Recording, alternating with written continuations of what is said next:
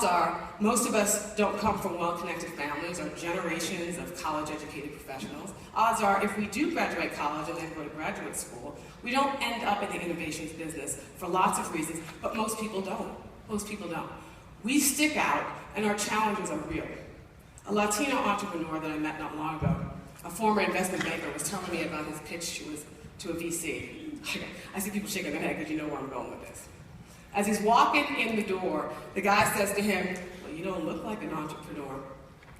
And so my friend was like, "Oh, I knew it was downhill from there." And of course it was. It was downhill. I'm sure some of you can relate. I certainly could. I didn't exactly come from bastions of diversity in the law or in journalism.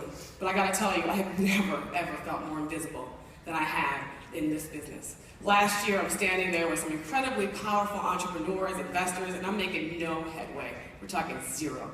And real or not, I'm feeling my race and gender like this, right?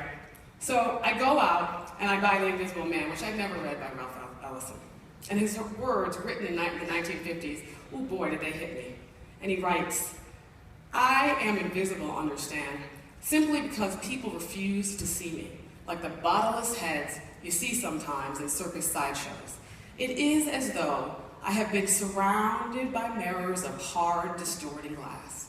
When they approach me, they see only my surroundings themselves or figments of their imagination, indeed, everything and anything except me." Here's the thing, I learned 3 critical lessons here. 1, it forced me to ask myself, what am I doing?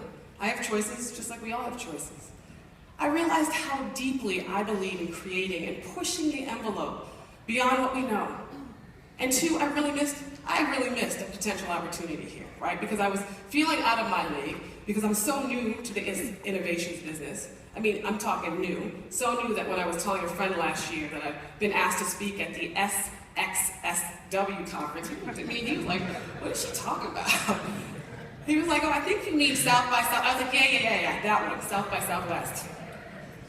I was so busy trying to prove that I, deserve to be there to these guys, that I didn't see the opportunity for me to connect on a personal level. I mean, maybe I should have just said that, "Hey, I'm kind of new to this."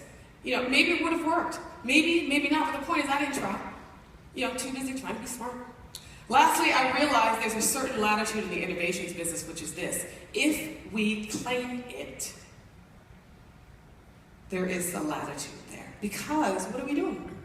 We're in a world about doing things differently.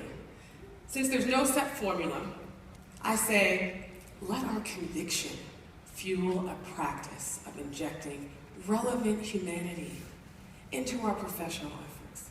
I found this, that it's in that messy, complicated place that I'm most likely to move my best craft.